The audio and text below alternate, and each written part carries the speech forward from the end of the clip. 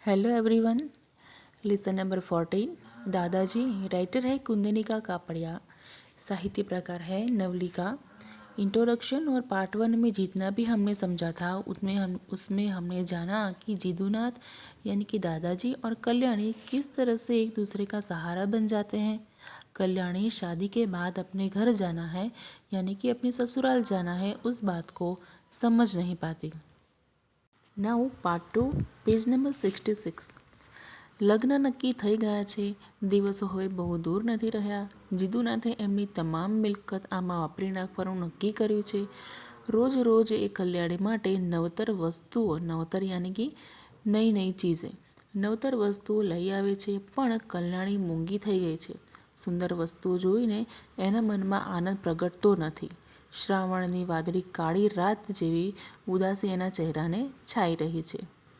એના મોં સામે જોઈને જીદુનાથનું દિલ વળી જાય છે। એમની આંખમાં મલિન દુઃખની છાયા ભરાઈ બેઠી છે।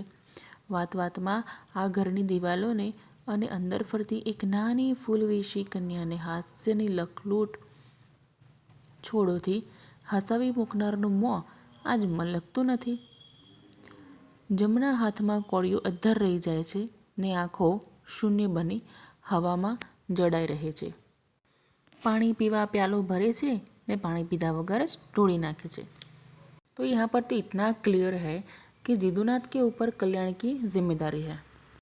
उनका शरीर भी अब दिन ब दिन वीक होता जा रहा है। सिर्फ इसलिए कल्याणी की वो जल्द से जल्द शादी करवा देना चाहते हैं कि वो अपनी जिम्मेदारी से मुक्त हो जाए और कल्याणी को भी अपने ससुराल का सहारा मिल जाए। 16 વર્ષથી સાથે વણાતી આવેલી બે જિંદગીમાં એટલું એકત્વ આવી ગયું છે કે એ બેની જુદી પડવાની વાત દેહથી પ્રાણને જુદા પાડવા જેવી વાત લાગે છે।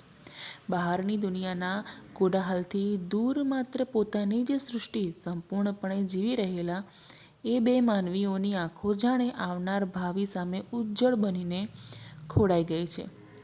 જીદુનાથને ક્યારેય થઈ આવે છે ના શા માટે કલ્યાણીના લગ્ન કરવા ખબર નથી, પણ દૂરથી દોડી આવતા સાગરના મોજાની જેમ જ બરાબર ઘૂંઘવાટ કરી આ કાર્યને સામે કિનારે પહોંચી જવા દિલ તરસે છે। કિનારા પર તો છે જ શું, પથ્થર જ માત્ર, જેને અફડાઈને ભાંગી જવાનો જ કેવળ શેષ રહે છે। છતાંય ઈચ્છા રોકી શકતી નથી ને અનિવાર્ય પણ લાગે છે। कल्याणी लग्न तो थशे ज। तो यहाँ पर ऐसा नहीं है कि जीदुनाथ को भी कल्याणी की शादी ऐसा ही करवा देनी है। वो भी अपनी जिम्मेदारी ही निभा रहे हैं, लेकिन कभी कभी वो भी डीप थिंकिंग यानी कि ऊंडी सोच में पड़ जाते हैं कि आखिर में कल्याणी की शादी करवा के मिलेगा क्या। वो तो मुझसे दूर ही हो जाएगी और मैं भी उससे अकेला पड़ जाऊंगा। तभी न जाने क्यों उनको फिर भी ऐसा लगता है कि कल्याणी की शादी करवानी भी अनिवार्य यानी कि बहुत ज़रूरी है। ओके, तो यहाँ पर जीदुनाथ ने बहुत सारा विचार किया, बहुत सारा मनोमंथन किया, फिर फाइनली उन्होंने डिसाइड कर लिया यानी कि डिसीजन निर्णय ले लिया कि कल्याणी की शादी तो होगी। લગ્નનો દિવસ આવી પહોંચ્યો। આગલે દિવસે કલ્યાણી બારી પાસે ઉદાસ ચહેરે ઊભી હતી। સંધ્યાના અજવાળા આછા બની ગયા હતા। ત્યાં જીદુનાથ થાકેલા દેહે હાથમાં કેટલીક વસ્તુઓ લઈને ચૂપચાપ દાખલ થયા અને વસ્તુઓ ઠેકાણે મૂકી ધીરે પગલે કલ્યાણી પાસે આવીને ઊભા રહ્યા। રોડું રોડું થતાં અવાજે કલ્યાણી બોલી, શા માટે આટલી બધી વસ્તુઓ લઈ આવો છો દાદાજી? કાલે જ તારા લગ્ન છે, તું શણગાર નહીં સજે? મ્લાન કંઠે કલ્યાણી બોલી, મ્લાન યાની કે દુઃખી, તમને છોડીને જવું ગમતું નથી દાદાજી, મનમાં કંઈક થઈ જાય છે। જીદુનાથની આંખમાંથી આંસુ ભરાઈ આવ્યા। મોં ફેરવી લઈને સ્નિગ્ધ કોમળ અવાજે તે બોલ્યા, દીકરી તો સાસરે શોભે ને બેટા? કોણ ક્યાં શોભે એની મને ખબર નથી દાદાજી, પણ તમારા સિવાય તો હું કોઈને ઓળખતી નથી। સાચે જ શું તમે કોઈ અજાણ્યા ગામમાં અજાણ્યા લોકોની વચ્ચે મને મૂકીને ચાલ્યા જશો? જીદુનાથ હવે રહી શક્યા નહીં। બે હાથ વડે એમણે મોં ઢાંકી દીધું। એમની આંખોમાંથી આંસુ વહેવા લાગ્યા। જીવનના છેલ્લા દિવસોમાં અજાણપણે જ ક્યાંકથી સ્નેહનો જે ઝરો ફૂટી નીકળ્યો છે એના નીર પાછા વળાય એમ નથી રહ્યા। असहाय अतृप्त हृदयनी प्यास एक बूढ़ा आदमीना प्राणने विवळ बनावी रही है। तो यहाँ पर कल्याणी और दादाजी दोनों के बीच की कन्वर्जेशन दिखाई है। दादाजी कल्याणी के लिए कुछ चीज़ें लेके आते हैं जो शादी से रिलेटेड है। तो कल्याणी कहती है कि दादाजी इतनी मेहनत करके मेरे लिए इतनी सारी चीज़ें क्यों लेके आते हो। तब दादाजी कहते हैं कि कल ही तुम्हारी शादी है, तुम क्यों इन चीज़ों से श्रृंगार नहीं सजोगी। तब कल्याणी कहती है कि दादाजी मुझे आपको छोड़ के जाने का बिल्कुल मन नहीं है, मुझे बिल्कुल पसंद नहीं है कि मैं आपको छोड़ के चली जाऊँ, मुझे कुछ हो जाता है।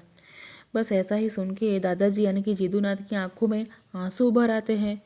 वो अपने कोमल कंठ से बोलते हैं कि बेटा, दीकरी तो सासरे ज शोभे ने, यानी कि लड़कियों को उनके ससुराल में ही होना चाहिए। तब कल्याणी बोलती है कि कौन कहाँ पर शोभेगा उसकी मुझे पता नहीं है, लेकिन मैं आपको छोड़ के जाना नहीं चाहती। तो क्या सच में आप मुझे अनजान गांव में अनजान लोगों के बीच में मुझे छोड़ के चले जाओगे। तो अब कल्याण की ऐसी बातें सुनकर जीदूनाथ रह नहीं पाते। वो अपना रोना भी रोक नहीं पाए। वो अपने दोनों हाथ अपने मुंह पे ढकते हुए बोले। अब जीदूनाथ को भी ऐसा लगा कि उनके जीवन के आखिरी दिनों में जाने अनजाने में प्यार का एक झरा यानी कि अटूट प्यार, अखूट प्यार कल्याणी के लिए उभर आया है। दूसरी भी एक लाइन है कि एना नीर पाछा वाड़्या वड़ाय एम नथी, यानी कि वो अपने आंसू रोक भी नहीं पाए। लास्ट लाइन है यहाँ पर कि असहाय अतृप्त हृदयनी प्यास एक बूढ़ा आदमीना प्राणने विह्वળ बनावी रही है। यानी कि जनरली ऐसा होता है कि जब जेंट्स होते हैं वो जनरली इतना इजीली रोते नहीं हैं, लेकिन ये ऐसी सिचुएशन है कि अपनी दीकरी या अपनी बेटी की जो विदाई है तब इजीली कोई भी बाप रो पड़ता है। यहाँ पर लेसन में बिल्कुल ऐसे ही सिचुएशन क्रिएट की गई है कि जीदूनाथ भी अपनी कल्याणी के जाने की बात से रो पड़ता है।